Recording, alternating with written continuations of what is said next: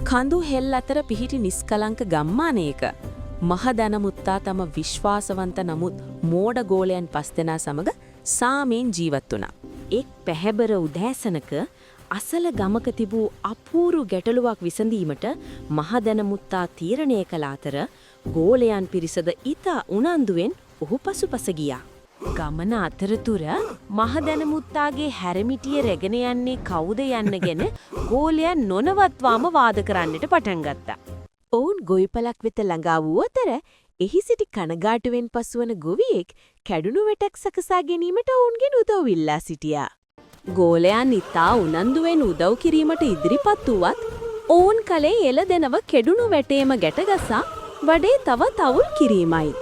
තමන්ගේම මෝඩකම් ගැන හිනා වෙමින් ඉරබසින යාමේදී ඔවුන් ගොවිපලෙන් පිටත්ව නැවතත් ගමට පැමිණියා.